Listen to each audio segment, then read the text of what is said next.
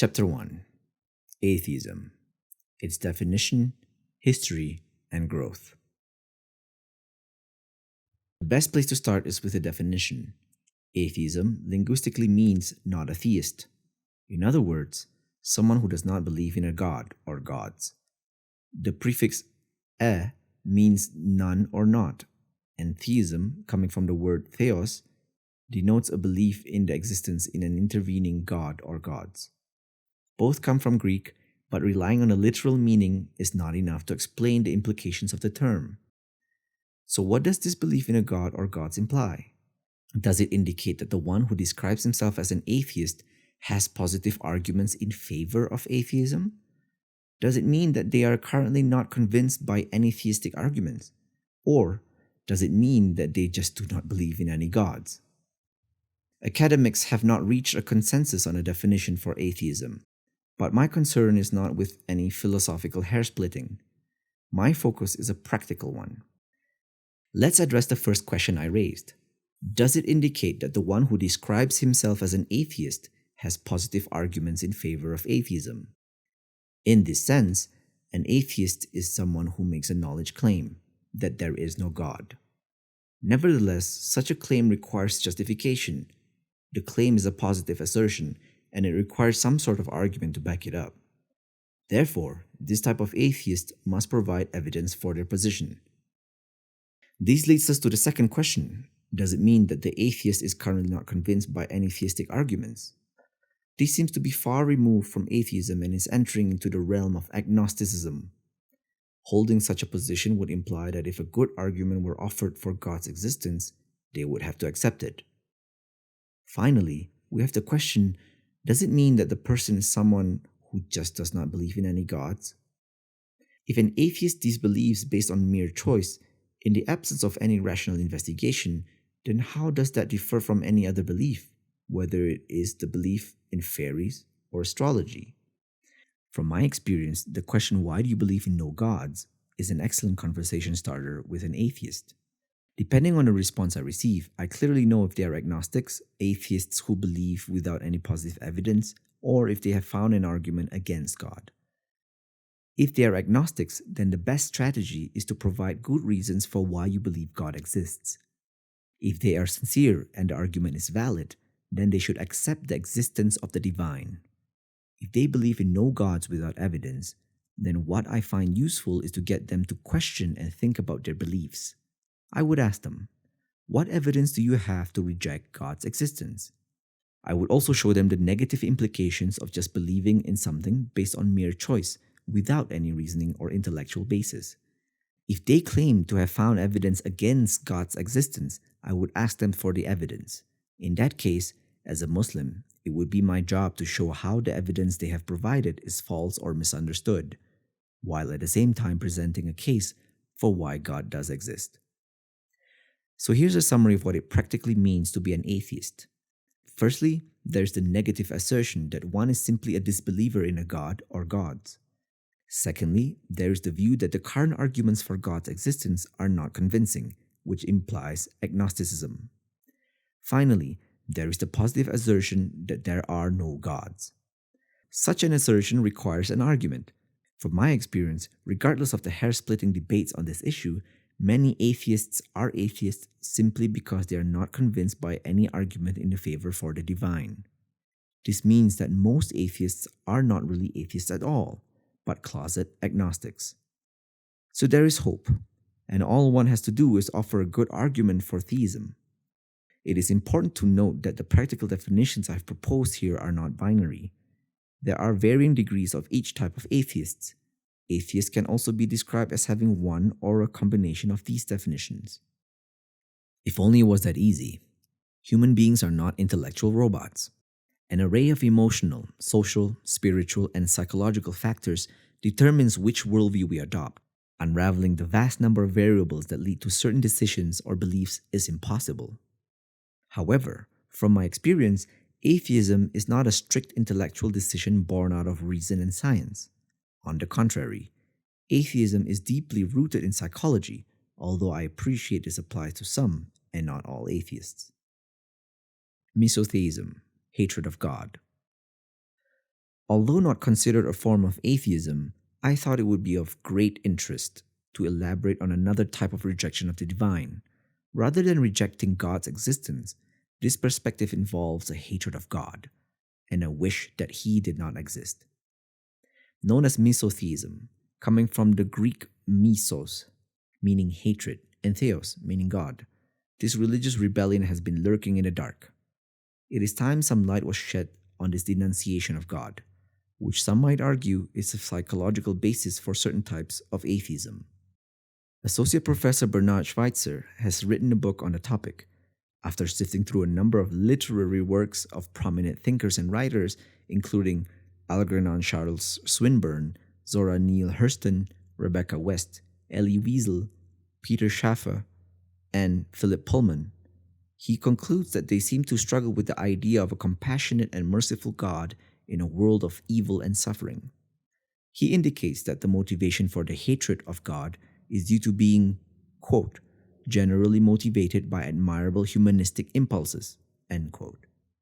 Schweitzer also indicates that the misotheist is emotionally and psychologically troubled.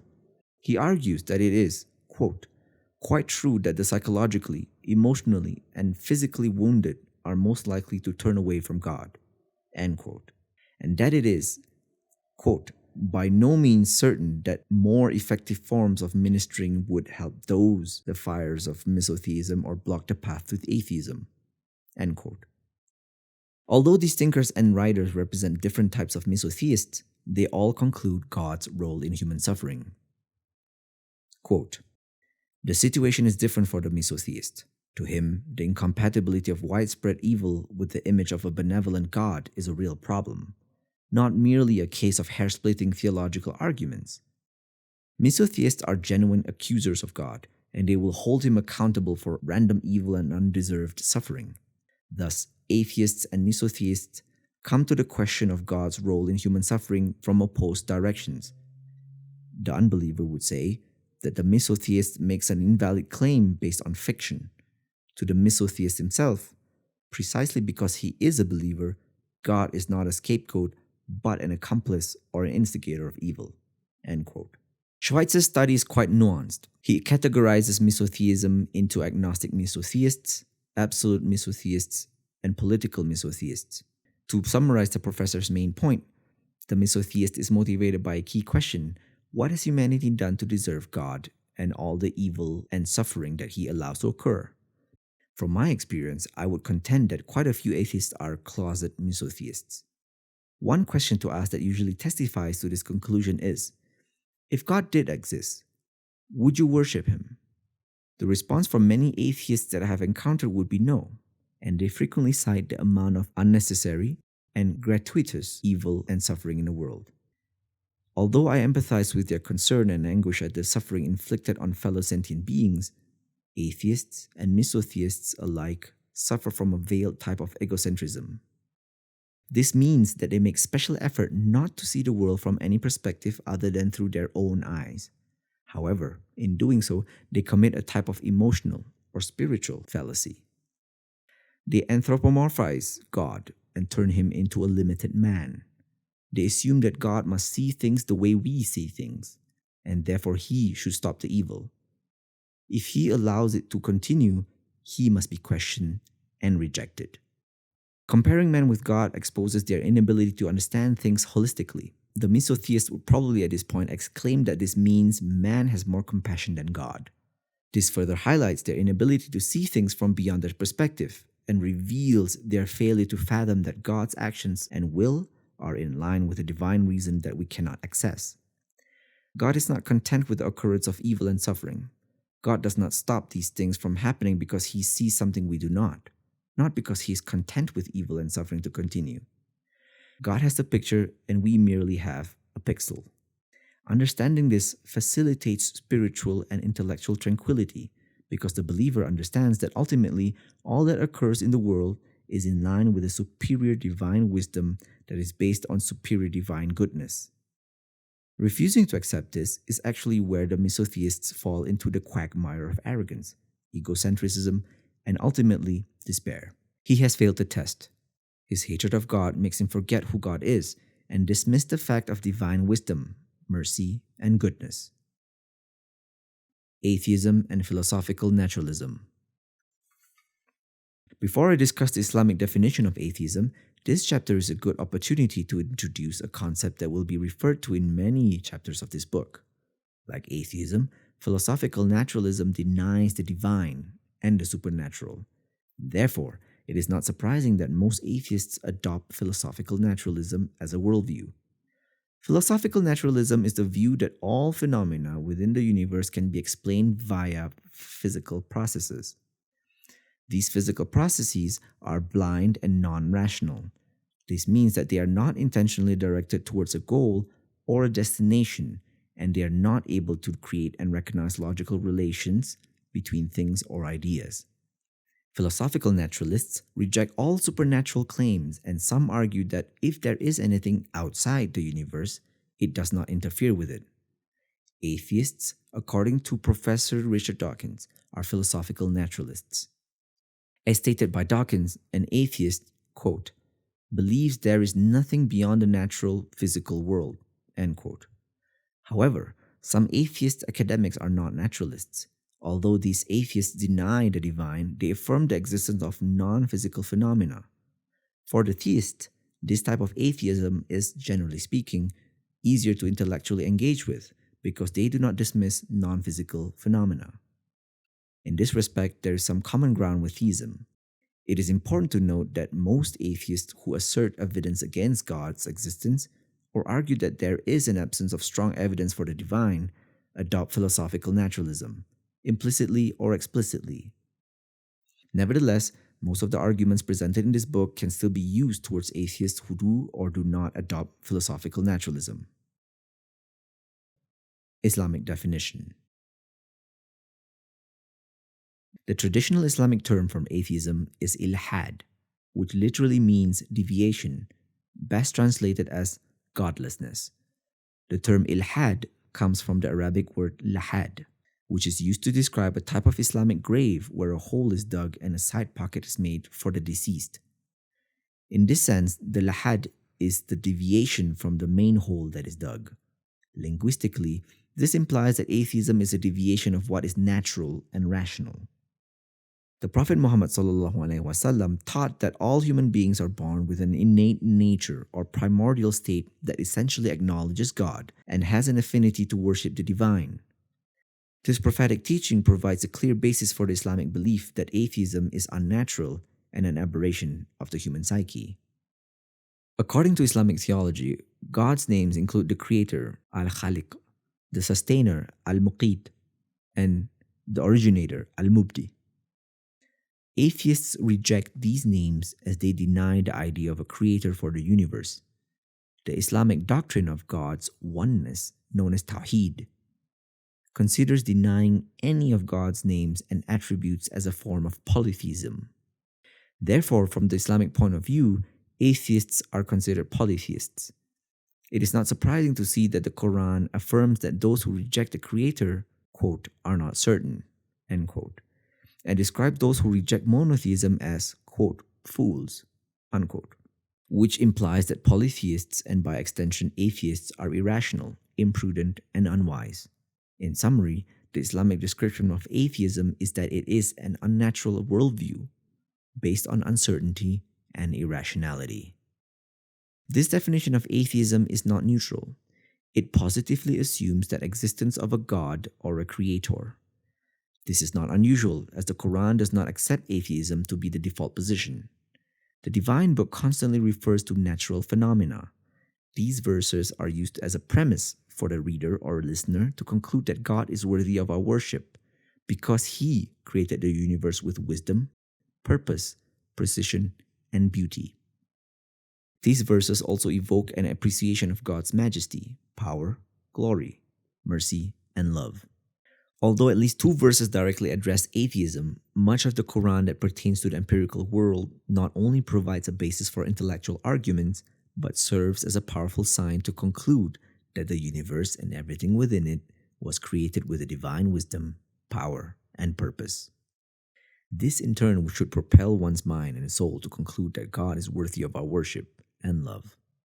This Quranic strategy is a clear indication that atheism and the related question, does God exist, is not the starting point. Rather, it is the unnatural position that denies reality. A brief history of atheism. In Islamic history, atheism was not a major social intellectual threat until the emergence of the 8th century Dahriya. These thinkers were empiricists who believed that all knowledge could only be acquired via the empirical method. They believed that the cosmos was eternal and composed of 4 qualities, which were responsible for everything that existed. They argued that everything had always existed and did not require any creator or maker. According to Kitab al-Aghani by Faraj al-Isfahani, Abu Hanifa, the famous jurist and founder of one of the traditional schools of thought, debated Adari in the 8th century. Abu Hanifa was known to have intellectually hammered the Dahriya in public debates. Many of the Islamic scholars responded to the claims of the Dahriya, including Al-Ghazali, Ibn al-Jawzi, Al-Jahiz, Muhammad Shabib, Ibn Qutayba, and Abu Isa al-Waraq. In Al-Ghazali's book, Kimya-i Sa'adat, he describes Dahriya as reductionists who do not have a holistic understanding of the universe and its purpose. He asserts that they are like ants on a piece of paper that cannot lift their eyes from the ink or the pen they see before them, thus failing to see who is writing. The Islamic history of atheism clearly shows an environment of intellectual discussion and debate, which could only have been facilitated by mutual respect and tolerance. The Qur'an makes it absolutely clear that having myriad beliefs is part of God's will, and that there should never be any form of compulsion but mutual respect and tolerance. Quote, "And had your Lord willed, those on earth would have believed, all of them, entirely. Then would you compel the people in order that they become believers?" End quote. Quote, "There is no compulsion in the religion." End quote. The Islamic thinker and scholar Dr. Jafar Idris aptly summarizes Islam's stance on other beliefs. Quote, "Existing peacefully with non-Islamic beliefs is an essential Islamic principle that is clearly stated in many Quranic verses and that has been practiced by Muslims throughout their history. It is not something that Muslims impose on their religion or something that they have to resort to because of exceptional external circumstances. It is a requirement demanded by the nature of the religion." End quote. The intellectual heritage of Islam should provide confidence for Muslims who are exposed to contemporary challenges that confront the rational foundations of their religion. Many of the answers to so-called new objections from atheists and secular thought have already been dealt with by Islam's classical scholarship. From this perspective, Muslims are standing on the shoulders of giants. Their only concern should be accessing that wealth of knowledge and learning how to contemporize it by using a language that is modern, relevant, and applicable. In the West, atheism was not a popular movement in antiquity, and it did not have a substantial following.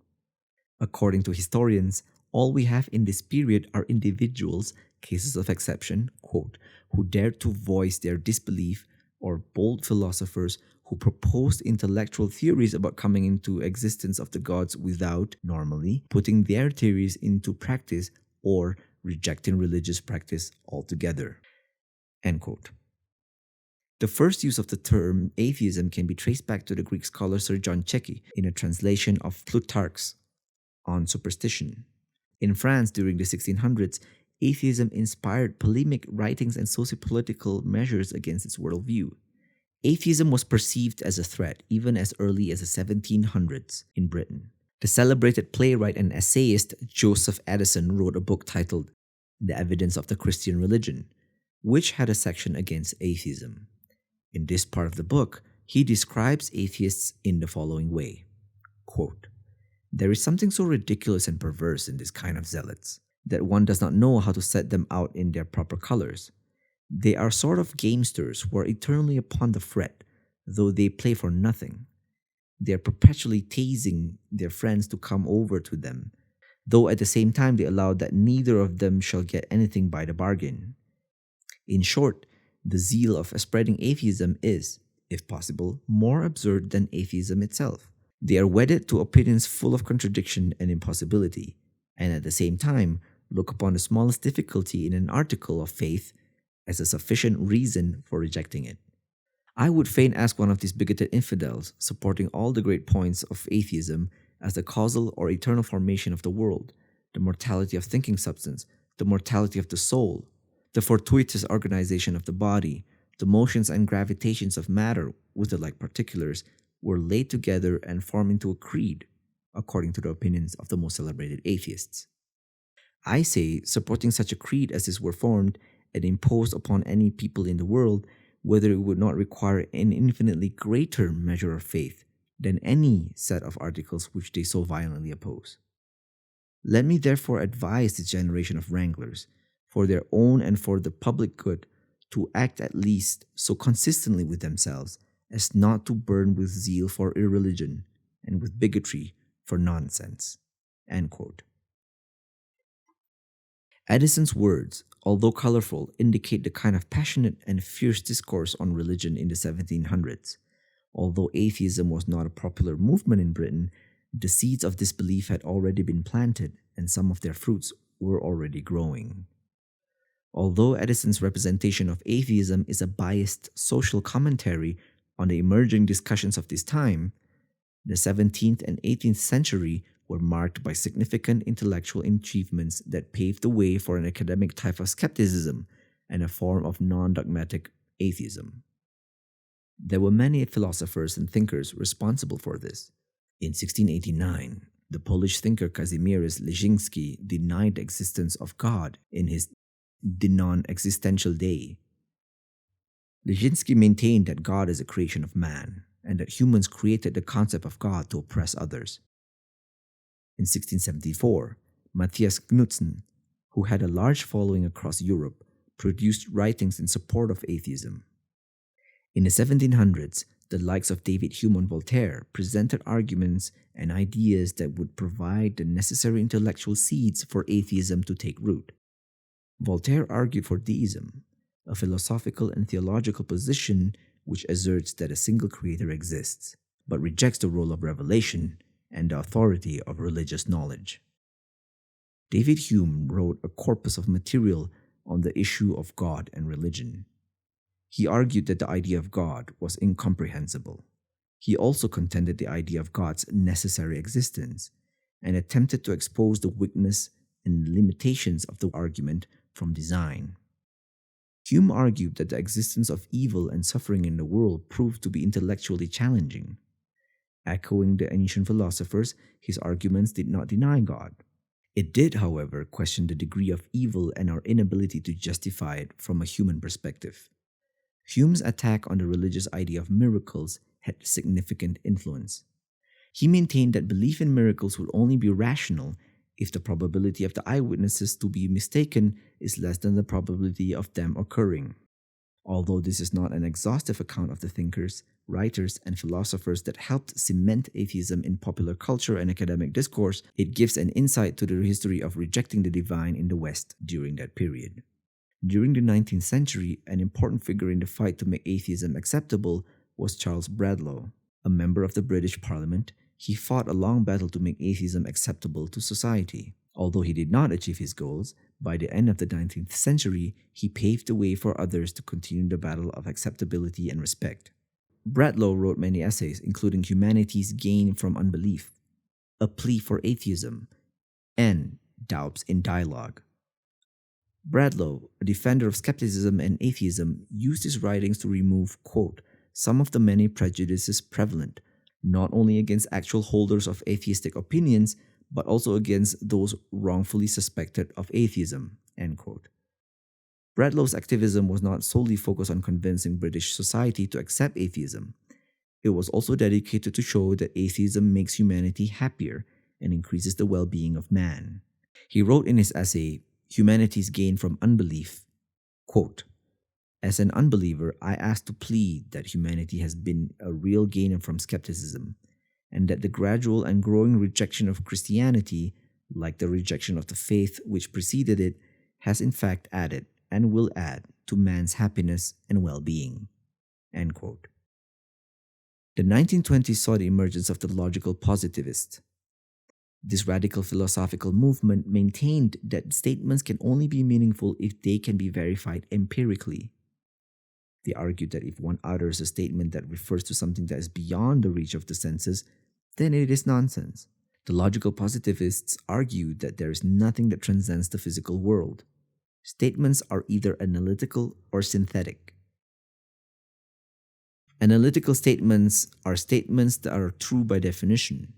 For example, the statement, "the ball is spherical," is true because the term spherical is contained in the meaning of the term ball. Synthetic statements are statements that are true by experience. For example, the statement, "the ball is bouncing," can be verified by looking at the ball bouncing.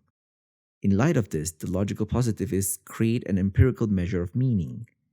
This criterion essentially argues that for any statement to be meaningful, it must be verified by physical experience. For this reason, many questions pertaining to God, metaphysics, morality, and history were considered meaningless. Therefore, atheism was the default position, as God could not be verified via physical experience. Post-1960s saw the death of logical positivism. One of the key reasons for its demise was the fact that it was self-defeating. The logical positivist's criterion for meaning was that any statement had to be verified by physical experience. However, the criterion itself could not be verified by physical experience. Consequently, the criterion itself was meaningless. After the demise of logical positivism, the academic world saw the intellectual resurrection of theism. Time magazine in 1980 commented on the rise of intellectual theism. Quote, "In a quiet revolution in thought and argument that hardly anybody could have foreseen only 2 decades ago, God is making a comeback. Most intriguingly, this is happening not amongst theologians or ordinary believers, but in the crisp intellectual circles of academic philosophers, where the consensus had long banished the Almighty from fruitful discourse." End quote. One reason for the intellectual revival of theism was the intriguing scientific discoveries of the mid-20th century. These include the Big Bang, which postulates a cosmic beginning to the universe. This was a departure from conventional thinking that postulated the universe was static and eternal, needing no creator. In the 1970s, cosmologists discovered the intriguing phenomenon of fine-tuning, which explicitly demonstrated that the universe's laws and arrangements seem designed and fine-tuned so that complex conscious life, like human beings, could exist. Near the beginning of the 20th century, we had an utterly inadequate understanding of biology's nuts and bolts. We thought cells, the building blocks of organisms, were just homogeneous blobs of protoplasm. In 1953, however, James Watson and Francis Crick demonstrated the double helix structure of DNA, the information storage device of the cell. Following this discovery, the molecular biological revolution continued, unearthing more and more fascinating, sophisticated features on a microscopic level. Crick, an atheist himself, was so impressed with the universality of the genetic code that he became convinced that this could not have happened by chance, and argued that some sort of extraterrestrial intervention was involved. These discoveries and progresses in science, as well as their philosophical implications, progressively brought theism back onto the intellectual and academic discussion table. Today, theism is a perfectly respectable position. To this date, numerous academic publications have attempted to answer the God question. This has trickled down to the popular level, where many books have been written on the topic. Social media has millions of posts on this issue. The growth of atheism. In spite of these factors, atheism is one of the fastest growing social and intellectual movements. The past 20 years have featured an increase in people who describe themselves as atheists or non-religious. This movement, also known as New Atheism, has begun to articulate a case for atheism and secularism, generally considered the political manifestation of atheism. Modern atheist writers and academics, including Richard Dawkins, Sam Harris, Christopher Hitchens, and Dan Dennett, have extensively promoted this movement. Their books have become bestsellers, and thousands have viewed their public lectures. However, some would argue that their rhetoric has been nasty, circular, and quite unnuanced. The late Christopher Hitchens argues, quote, "Religion poisons everything," unquote. Sam Harris asserts, quote, "The days of our religious identities are clearly numbered," end quote. And Richard Dawkins maintained that God is, quote, delusion, unquote. Notwithstanding these similarities, atheists do not form a homogeneous group. Certain atheist academics actually disagree with the new atheist discourse. For example, the philosopher Tim Crane writes, quote, "It seems to me that many of the claims made by the new atheists are simply not true, and that their view of the role of religion in world affairs is in many ways mistaken. Going on in this way about religion is not a very sensible approach to tackling the problems of the world. It is surprisingly difficult to change people's beliefs. But if there's one thing which should be obvious here, it is that the way to do it is generally not to tell them that they are stupid, irrational, or hopelessly ignorant." End quote. The prominent atheist philosopher Michael Ruse exclaimed, quote, "I think Dawkins' ignorance of just about every aspect of philosophy and theology, and it shows." End quote. Ruse does not hold back in assessing the success of the new atheist strategies in addressing intelligent design and Christianity, describing them as, quote, "absolute disasters in the fight against intelligent design. We are losing this battle. What we need is not knee-jerk atheism, but serious grappling with the issues. Neither of you are willing to study Christianity seriously and to engage with the ideas. It is just plain silly and grotesquely immoral to claim that Christianity is simply a force of evil, as Richard claims. More than this, we are in a fight, and we need to make allies in the fight, not simply alienate everyone of goodwill." End quote. Despite internal fighting, the new atheist movement has been very successful in promoting its ideas and worldview. In England and Wales, 25.1% of the people describe themselves as having no religion, with a substantial increase on UK campuses. In Europe, 46% of the people do not believe in the traditional concept of God, and 20% state that they do not believe there is a spirit, God, or life force. Half of Chinese people consider themselves atheist. Professor of sociology Phil Zuckerman argues that atheism in many societies is growing. He also asserts that atheists come in fourth place after the main world religions. Quote, "Finally, non-believers in God as a group come in fourth place after Christianity, 2 billion people, Islam, 1.2 billion people, and Hinduism, 900 million people, in terms of global ranking of commonly held belief systems. The Muslim world is not immune to this growing social movement. According to Wynne Gallup International, 5% of Saudis consider themselves convinced atheists, and over 19% consider themselves non-religious. The Arab world has seen a rise in atheism, with more books on the topic being translated into Arabic language. Muslims in the West are facing similar problems. There is an increase in apostasies, with apostates declaring themselves as atheists. This problem manifests itself at different levels of the Muslim community, but an immense change is occurring on university campuses. The popularization of atheist publications and social media, coupled with aggressive and fervent activism, has created an environment of intellectual challenge and peer pressure. A Muslim on campus who is not equipped with the adequate spiritual, intellectual, and theological tools to address these challenges can be misguided onto the irrational path of denying the divine. One of the main reasons that I've written this book is to provide people with these tools to show that Islamic theism is coherent and true, and atheism is an intellectual mirage.